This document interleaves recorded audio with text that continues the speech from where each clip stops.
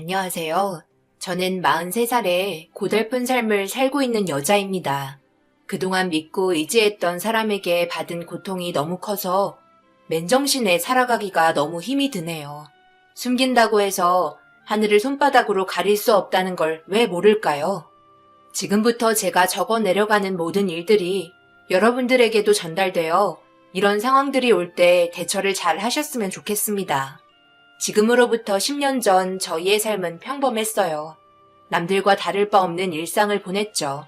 주말에는 친정집에 들려 부모님과 함께 시간을 보내거나 아니면 시댁에서 시간을 보냅니다. 이 부부는 남편과 서로 조율하면서 움직이기 때문에 크게 마찰이 일어나진 않습니다. 하지만 모든 상황에서 시댁으로 좀 더 기울어지길 남편은 원하고 있었어요. 무조건 공평해야 된다고 생각하지도 않기 때문에 어느 정도 이해하고 넘어가려고 했습니다. 그 이유는 그때 당시 시부모님께서 운영하시던 사업이 부도가 나면서 많은 빚이 생겼고 그로 인해 먹고 살기가 힘들어질 정도로 위태로웠거든요. 그래서 남편이 좀 더 시댁에 신경을 써주길 바라고 있었어요. 그런 마음 잘 알고 있어서 군말하지 않고 정말 많이 도와줬습니다. 먼저 저희 집에서 어느 정도 급한 불을 끌 수 있게 금전적으로 도와줬어요. 결혼 이후 한 가족이고 저희가 베풀면 나중에 시댁에서도 어려운 상황에 처할 때 베풀어 줄 거라 생각했었죠. 길거리에 나앉게 할 수는 없잖아요. 친정집까지 찾아와서 도와달라고 하는데 단호하게 거절한다는 건 양가 집안 담쌓고 살겠다는 말인데 어느 누가 그런 걸 원하겠어요. 이렇게까지 찾아와서 미안해요. 저희가 얼마나 절박하면 그러겠어요? 상황이 어느 정도 좋아지면 그때 다시 돌려드릴 테니 급한 불이라도 끌 수 있게 부탁드립니다. 저희도 이런 부탁드리는 게 신뢰라고 생각하지만 더 이상 손 벌릴 데가 없어서요. 지금 당장 할 수 있는 일거리도 알아보고 있으니까 천천히 갚아 나가겠습니다. 사정이 많이 어렵다는 말 은경이한테 들었습니다. 저희도 요즘 일이 잘 풀리지 않아 어려운 상황이긴 하지만 저희보다 더 급하시니 해드릴 수 있는 선까지는 도와드리도록 하겠습니다. 오신 김에 같이 식사라도 하시죠. 남편이 출장 간 사이 아무런 예고 없이 찾아오셔서 좀 놀라긴 했었어요. 하지만 저희 집에 오기까지 얼마나 많은 고민을 했을지 생각해보면 그 과정이 참 가슴 아팠습니다. 시댁 집안이 저희보다 재력은 훨씬 좋았거든요. 금전적인 부분에서 부족함이 전혀 없어 안 좋은 상황이 올 거라고는 생각해 본 적 없었습니다. 하지만 정말 사람 일이라는 건 한 치 앞도 모른다고 잘 나가던 시부모님께서 저희 집에 와서 손 벌릴 줄 누가 알았겠어요. 일단 급한 불을 끌 수 있게 부모님께서 도와드렸고 다행히 어느 정도의 기간까지는 숨을 쉴 수 있게 되었습니다. 그리고 남편과 시댁에서 시간을 보낼 때 앞으로 어떻게 일을 처리해 나가야 할지 남편과 시부모님이 진지한 대화를 이어나갔고 묵묵히 그 말을 옆에서 듣고 있었어요. 장인어른께서 일손이 좀 부족한 것 같은데 어때요?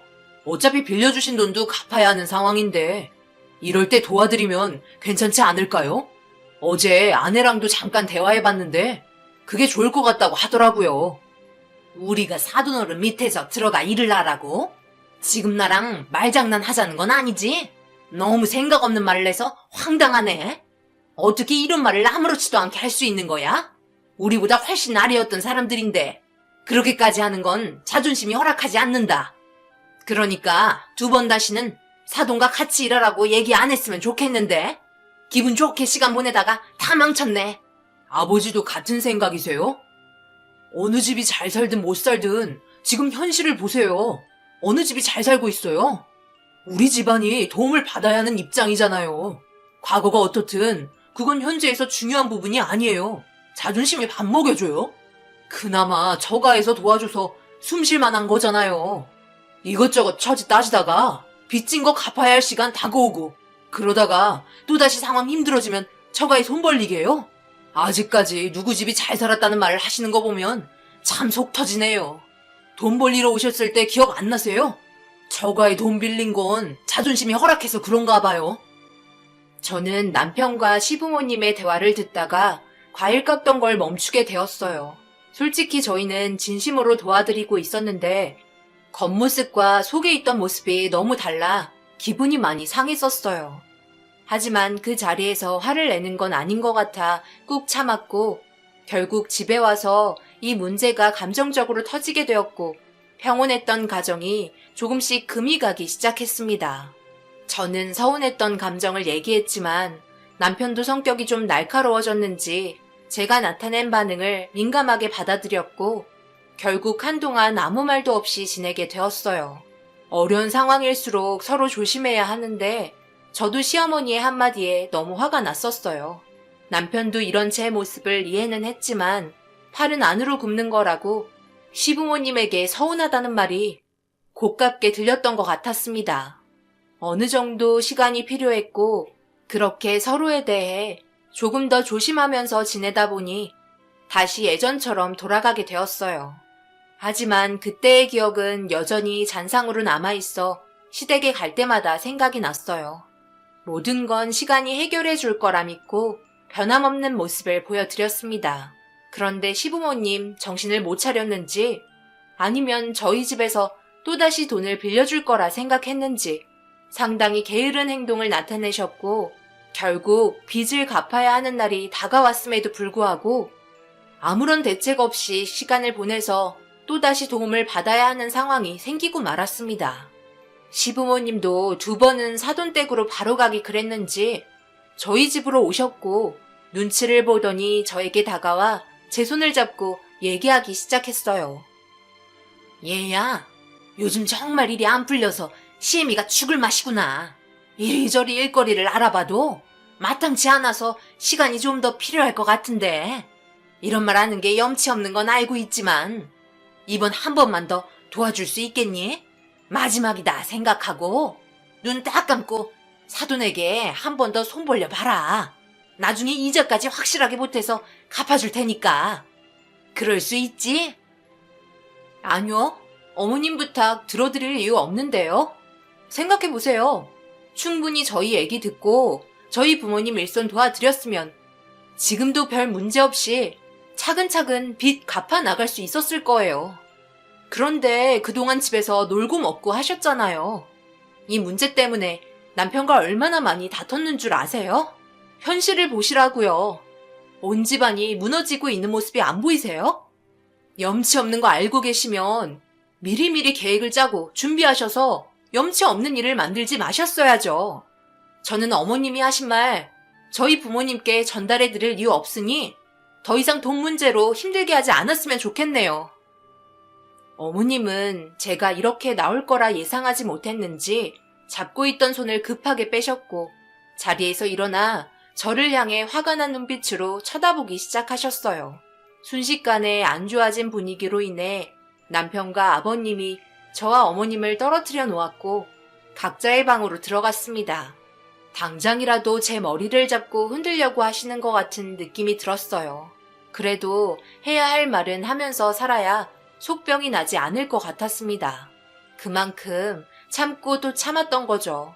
결국 목마른 사람이 우물 판다고 시부모님은 부모님이 하시는 일을 도와드리게 되었어요. 아버님은 묵묵히 일을 하셨지만 어머님은 일을 하시면서 단 한 번도 묵묵히 일을 하신 적이 없으셨습니다. 불평불만을 늘어놓으시고 자신의 과거에 사로잡혀 현실을 받아들이지 않았어요. 아무래도 상상도 못했던 일이었고 자신이 이런 일을 하게 될 거라 생각조차 못했었겠죠. 저희 부모님은 건물 청소를 하셨어요. 새벽부터 나가서 건물 계단과 복도 청소하고 1층에 버려져 있는 쓰레기 분리수거에서 버리는 것까지가 맡은 일이었죠. 아버지는 그동안 열심히 일을 해왔기 때문에 평판이 좋았고 소개에 소개를 타 꽤 많은 건물 청소를 담당하게 되었어요. 엄마와 같이 일하는 직원 몇 명을 데리고 개인 사업을 했었습니다. 솔직히 더 이상의 직원은 필요 없었는데도 부모님은 시부모님을 도와주셨어요. 그렇게 함께 일을 하게 되면서 받은 월급으로 빚을 갚아 나가기 시작했고 어머님도 조금씩 자기의 현재 상황을 잘 알고 있는 것 같았고 서로 이해하며 맞춰 나가다 보니 관계는 조금씩 좋아지게 되었어요. 주말에 부모님과 만나서 대화를 해보면 처음에는 힘들어했지만 시간이 지나면서 조금씩 좋아지고 있다며 꾸준하게 오래 하면 좋은 일 올 거라고 긍정적인 답변을 주셨습니다. 그런데 겨울이 되면서 확실히 몸이 힘드셨는지 신체적으로 문제가 생기기 시작하셨어요. 저희 부모님이야 오래 해오셨지만 시부모님은 일을 하신 지 몇 달밖에 안 돼서 다가온 겨울에 힘들어 하셨습니다. 그러다 보니 약간의 마찰이 조금씩 생기기 시작했나 봐요. 하지만 어려운 처지를 알고 있었기 때문에 부모님은 항상 이해해 주셨어요. 겨울에는 주말에도 일을 나가야 하는 경우도 있어서 남편과 함께 부모님 일손을 도와드리곤 했었습니다. 그래야 빨리 일을 끝낼 수 있잖아요. 그런데 엄청 추운 날이 있었어요. 열심히 몸을 움직이고 있었지만 깊숙이 들어오는 냉기는 막기 힘들었고 아무래도 일하는 데 있어서 문제가 하나둘 생기기 시작했어요. 결국 오전만 일하고 철수를 하기로 결정하셨고 최대한 빠르게 분리수거해서 정리하고 있었는데 반대편 건물에서 비명소리가 들렸고 아빠가 급히 뛰어가는 걸 보고 난 후 일하는데 사고가 난 것 같아 저도 하던 일을 멈추고 반대편 건물로 뛰어갔어요. 그런데 충격적이게도 엄마가 쓰러져 있었고 머리에 피를 흘리고 계셨습니다. 계단에서 굴러 떨어진 것 같았어요. 아빠는 곧바로 119에 신고를 한 뒤 구급차를 기다렸고 뒤이어 시부모님이 달려오셨습니다. 남편도 숨이 찬 상태에서 무슨 일이냐며 들어오더니 쓰러진 엄마를 보고 놀란 듯 비틀거리며 안절부절 못하고 있었어요. 시부모님은 119에 신고를 했냐며 걱정스러운 얼굴로 물어보셨고 저는 고개를 끄덕이며 엄마에게 정신 차리라고 소리쳤지만 엄마는 일어나지 못하셨어요. 구급차에 실려가는 엄마를 보며 오열을 했고 병원에서의 의식불명 판정을 받게 되었습니다. 언제 깨어나실지 한정없는 기약에 그 모습을 바라만 봐야 한다는 게 너무 가슴이 아팠어요. 뇌출혈을 동반한 충격 때문에 힘들 것 같다는 의사의 진단에 기적을 물어보게 되었고 의사는 묵묵히 고개를 떨구며 병실에서 나갔습니다. 아침부터 일을 해야 할지 말아야 할지 갈등이 많았고 그런 상황에서 무리하게 일을 시작하려다 보니 이런 일이 벌어져 괜히 아빠를 원망하게 되었어요. 그리고 엄마 옆에서 깨어나기를 바라며 돌본 시간은 강산도 바뀐다는 10년의 시간이 지나가 버렸고 그 기간 동안 엄마는 그대로였지만 모든 삶이 많이 바뀌었습니다. 시부모님의 빚은 모두의 노력으로 다 갚은 상태였고 새로 시작한 사업은 성공적이어서 잘 되고 있었습니다. 그에 반해 저희 집안은 말이 아니었죠. 엄마가 병원 신세를 지다 보니 아빠도 힘들었는지 갑자기 몸에 경련을 일으키셨고 걷는 것조차 힘들어하셔서 병원에서 정밀 진단을 받은 결과 파킨슨 병이라는 판정을 받게 되었습니다. 처음에는 단순 근육통인 줄 알고 계셨어요. 주말에 일손을 돕던 도중 손과 발이 떨린다며 불편해하셨고 자세도 이상하게 구부정해짐과 동시에 보폭도 좁게 걷기 시작하셨는데 이 모든 증상들이 파킨슨 병이라는 병명에 정신적으로 엄청 힘든 상태였어요. 좋아질 수 없다는 점에 더욱더 절망적이었죠. 약물 치료를 꾸준하게 받으셨음에도 불구하고 도파민 신경세포의 변성은 계속해서 진행이 되었고 약물 치료의 효과마저 떨어져 인지기능 장애의 합병증까지 오게 되었어요. 결국 엄마를 알아보지 못할 정도로 진행이 되었고 요양원에서 삶을 보내야만 했습니다. 이런 상황에서 남편은 제 옆을 지켜주며 많은 것들을 도와줬어요. 시부모님도 받은 만큼 돌려줘야 한다며 최선을 다해 도와주셨습니다. 아버님도 틈만 나면 의식불명인 엄마를 살펴주셨고 저는 퇴근하면 저녁 시간을 엄마 옆에서 보냈어요. 주말에는 아빠를 보러 요양원에 찾아갔죠. 10년 만에 정말 많은 변화와 정신적 충격은 저를 너무 힘들게 했습니다. 아빠와는 오래 있을 수가 없어서 저녁 먹기 전에 요양원에서 나왔어요. 그리고 다시 병원으로 향했죠. 그런데 남편에게 전화가 왔고 아버님이 엄마를 간호해주고 있다며 자기도 일 끝나고 병원으로 오겠다고 대화한 후 끊었습니다. 남편도 일이 바빠 주말 평일 할 것 없이 계속 나가서 일을 해야 했어요. 그렇게 병원에 도착을 했고 엄마가 있는 병실 문을 열었는데 우당탕탕 소리와 함께 아버님이 벌떡 일어나셨습니다. 뭔가 엄청 놀란 듯한 표정을 보이셨어요. 무슨 일 있냐고 물어보니 별일 아니라면서 급하게 병실에서 나가셨고, 이상하게 생각하며 엄마 옆에 앉아 눈을 감고 있는 모습을 바라보면서 주변 정리를 해줬어요. 그리고 뒤이어 어머님도 병실에 도착을 했습니다. 매일 물어보시는 말이 엄마의 상태를 여쭤보셨어요. 전혀 움직임은 없는지 깨어날 기미도 안 보이냐고 걱정하셨고, 뒤이어 아버님이 병실로 다시 들어오셨습니다. 붉게 달아오른 얼굴빛에 어딘가 불편해 보여 아버님에게 무슨 일 있냐고 물어봤어요. 별일 없다며 피곤한 듯 옆에 있는 의자에 앉으셨습니다. 아버님, 피곤하시면 먼저 들어가세요. 어머님도 들어가세요. 저 혼자 있어도 충분해요.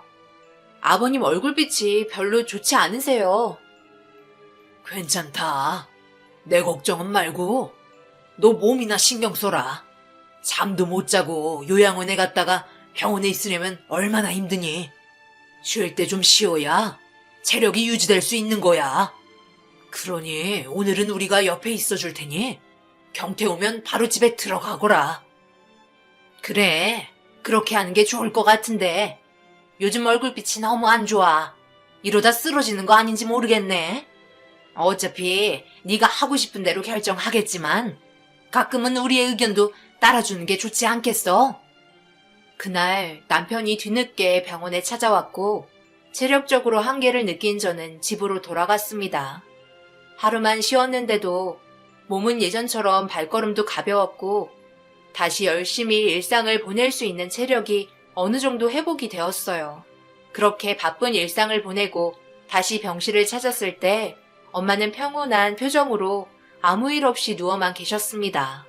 그렇게 시간은 계속해서 흘러갔는데 뭔가 문제가 하나 있었어요. 엄마의 배가 이상하게 조금 불러 있더라고요. 다른 특별한 증상은 없었기 때문에 소화장애를 일으켜 뱃속에 가스가 찬 것 같아 다시 원래대로 돌아가겠지 생각했습니다. 그런데 시간이 지날수록 엄마의 몸 상태는 여전히 그대로였는데 배만 볼록하길래 뭔가 이상이 있다고 인지하게 되었죠. 병원에서도 엄마의 몸 상태를 크게 문제 삼진 않았었어요. 그냥 단순 복부 팽창 정도로만 생각하고 있었습니다. 누워만 있으니 아무래도 여러 가지 합병증이 오기 마련이었죠. 그런데 피검사를 한 뒤 뭔가 문제가 있었는지 의사 선생님이 급하게 병실에 들어왔고 몸 상태를 이리저리 살피기 시작했어요. 한참을 엄마의 배를 보고 간호사와 심각하게 대화를 이어나가던 도중 얼핏 듣게 된 내용은 충격적이게도 엄마가 임신한 것 같다는 내용이었어요. 사색이 된 의사와 간호사는 사태를 파악하려고 다른 검사를 진행하고 있었고 이런 상황에서 때마침 아버님과 어머님이 들어오셨습니다. 저에게 무슨 일이냐고 물어보길래 머릿속이 복잡해졌고 최근 들어 아버님의 행동이 이상했다는 걸 짐작한 저는 무섭게 아버님을 쳐다봤고 갑작스런 돌발 행동에 당황한 시부모님은 왜 그런지 설명해보라며 저를 진정시켜 주려 했지만 엄마의 몸 상태를 봤을 때 상상할 수 없는 일들이 펼쳐져 화가 머리끝까지 차오르고 말았습니다. 방금 의사가 뭐라고 했는지 알아요? 엄마가 임신한 것 같다고 지금 정밀 검사를 해봐야 한다고 했어요. 뭐라고? 임신? 그게 무슨 말이냐? 갑자기 임신이라고? 말도 안 되는 소리를 하고 있어. 임신할 이유가 없잖아. 그걸 왜 저한테 물어보세요? 아버님은 알고 있겠죠. 솔직히 말해보세요. 요 근래 아버님이 저희 엄마 옆에 계신 상황이 많이 있었잖아요. 그리고 저번에 왜 제가 들어왔을 때 놀란 듯 넘어지셨어요? 얼굴도 붉어지고요. 무슨 일이 있었던 거죠? 무슨 일이라니? 날 뭘로 보고 그런 말을 하는 거냐? 나는 절대 아니다. 지극정성으로 돌봐주기만 한 거지. 다른 일은 전혀 없었다고. 네가 들어왔을 때 그때는 정말 그냥 놀라서 그런 것뿐이야. 10년을 병간호했는데 나를 못 믿는 거냐? 그럼 엄마 배가 불러온 건 어떻게 설명할 건데요? 아버님이 일 끝내고 저보고 눈 좀 붙이라며 자리를 봐준 적도 한두 번이 아니었잖아요. 그것도 최근 들어 더 심해졌고요. 그런 정황들이 있는데 제가 의심 안 하게 생겼어요? 이 양반이 정말 정신 나갔나? 이 말이 사실이야? 정말 누워있는 안사돈을 건드린 거야? 이 쓰레기 같은 놈아! 그 순간 어머님이 아버님의 머리를 잡고 흔드셨고 병원은 순식간에 난리가 났습니다. 그런데 이 사실을 뒤에서 듣고 있었던 남편이 털썩 주저앉았고 정신이 나가버린 듯한 표정을 보이고 있었어요. 저도 그 자리에서 눈물을 흘리며 절대 가만두지 않겠다고 경찰에 신고를 하려던 찰나 아버님의 충격적인 한마디에 뒤통수를 제대로 맞게 되었고 시모의 얼굴에 손이 날아가고 말았습니다. 이 상황이 왜 이렇게까지 된 건데? 이게 전부 당신 탓이잖아. 당신이 일을 이런 식으로 끌지만 않았어도 문제될 건 없었다고. 나도 더 이상 숨기기 힘들어. 하루하루 살아가는 게 며느리한테도 죄짓는 행동이라 더 이상은 나도 안 되겠어. 그래, 저런 안쓰러운 모습을 보니 불쌍해서 몇 번 손을 잡고 눈물을 흘린 적은 있어. 제발 우리의 잘못을 용서해 달라고. 최근 들어 밤만 되면 눈물을 흘렸어. 안사도는 모든 걸 다 알고 있잖아. 깨어나면 밝혀질 일인데 우리는 깨어날까봐 매일 몸 상태를 확인하러 와야 하고, 솔직히 돌봐주려고 오는 것보다 깨어날까봐 그게 두려워 매일 오는 거 아니었어? 당신 일하는 거 힘들다며 투덜거리다가 안사돈이랑 다투게 되면서 밀친 거 내 두 눈으로 똑바로 봤었다고. 그래서 건물 밖으로 도망친 거고 급하게 들어오는 척 연기한 거 아니야? 하늘은 가릴 수 없다고. 나는 안사돈에게 절대 그런 쓰레기 같은 행동하지 않았어. 정밀 검사한다고 했으니 그때까지 기다리면 되잖아. 왜 내가 오해를 받아야 하는 건데? 엄청난 말에 충격을 받은 저는 어떻게 그럴 수 있냐고 시모의 얼굴에 손을 날리자 남편이 제 팔을 붙잡았고 그만하라며 소리를 지르기 시작했어요. 그런데 그런 남편의 행동이 이해되지 않았어요. 10년이에요. 그 10년 동안 저희 가족은 정말 힘들었고 이런 내 마음을 남편도 잘 알고 있을 거라 생각했어요. 그런데 남편도 제 눈을 회피하고 있었습니다. 그때 알았죠. 남편과 시부모님이 저를 속이고 있었다는 걸요. 남편의 가슴을 치며 용서하지 않겠다고 소리를 지르자 미안하다며 고개를 떨궜고 엄청난 배신감에 주저앉아 오열을 하고 말았습니다. 저는 그때부터 남편과 한 집에서 지내지 않았어요. 모든 상황에서의 법적인 처벌을 할 때까지 별거를 하고 있었습니다. 그리고 병원에서는 엄마의 상태를 확인하기 위해 병실에서 검사를 받을 수 있는 곳으로 옮기게 되었고 제가 알지 못하는 무언가가 또 드러날까봐 시댁 집안은 불안에 떨고 있었어요. 그렇게 병원에서 확인한 결과 충격적이게도 엄마는 임신이 맞았습니다. 그런데 그건 아버님의 행동으로 인한 임신도 아니었어요. 검사 결과 엄마는 상상 임신이었습니다.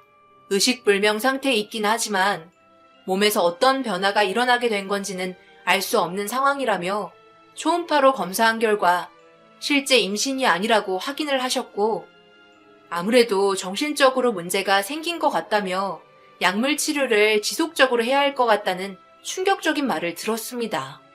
그런데 문제가 앞으로 점점 더 배가 불러올 거라는 말에 더 놀라게 되었어요. 상상 임신 또한 똑같은 임신이라서 신체적인 변화가 일어나는데 치료를 빠르게 진행하려면 자신이 임신을 하지 않았다는 영상을 보여줌으로 인해 실제 임신이 아닌 것을 깨닫고 정상적인 상태로 돌아갈 수 있는데 의식 불명 상태에서의 심리적인 문제를 치료하는데 기간이 오래 걸릴 것 같다는 말을 듣게 되었습니다. 이런 상황이 의사도 처음이라며 충격을 받은 상태였죠. 그런데 엄마의 상상 임신으로 인해 10년 동안 덮어두고 드러나지 않았던 엄마의 사고가 밝혀지게 되었고 모두 다 한패였다는 게 너무나 큰 충격이었어요. 결국 이 문제로 인해 법적인 처벌을 받기 위해 절차를 밟고 있었어요.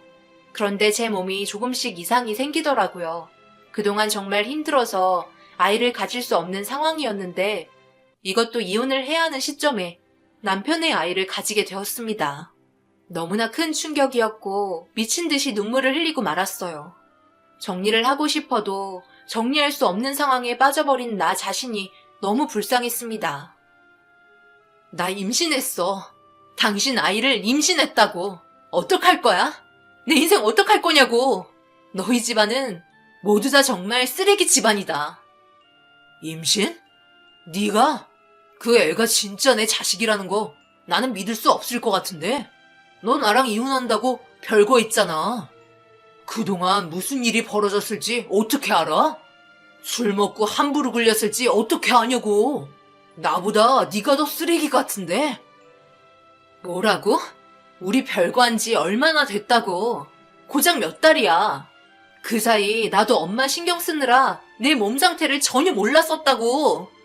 그런데 별거 있다고 나를 쓰레기 취급해? 내가 술 먹고 함부로 몸을 굴렸다고? 진짜 이렇게까지 밑바닥을 보일 거라 생각하지 못했는데 내가 알고 있는 것보다 더 쓰레기구나.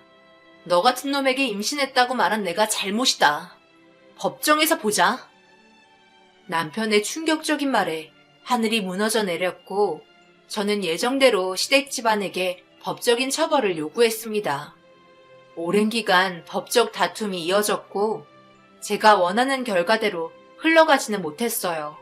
남편에게 이런 사실을 묵인한 죄에 더불어 이혼 이자료와 정신적인 피해를 시댁 집안에 물었고 결정적인 사고의 범인인 어머님은 단순 우발적 사고이기 때문에 미수 적용 불가로 국민참여재판 진행 결과 만장일치 무죄 판결이 나게 되면서 그동안 숨겨왔던 죄에 대한 처벌로만 2년 6개월의 형량을 내리게 되었습니다. 법으로도 제대로 된 벌을 내릴 수 없었다는 게 너무나 가슴이 아팠어요. 그렇게 시댁 집안과의 인연이 끝이 났고 남편과는 더 이상 볼 이유가 없을 거라 생각했어요. 그런데 저는 만삭이 되고 출산까지 혼자 하게 되면서 너무나 많은 정신적인 고통을 혼자 다 느껴야만 했죠. 부모님 두 분 다 병원에 계시고 남편과 시댁 모두 배신자에 제 뱃속에 있던 아이까지 태어나니 너무나 힘들었습니다. 다니던 회사에서 휴직계를 내고 당분간 집에서 아이와 함께 있었는데 갑자기 누군가 문을 두드리길래 누구냐고 물어보니 남편이었고 아무래도 아이가 거슬렸는지 찾아온 것 같았어요. 얼굴 보고 싶지도 않아 열어주지 않았습니다. 그런데 남편이 하는 말에 진짜 쓰레기라는 걸 느낄 수 있었습니다.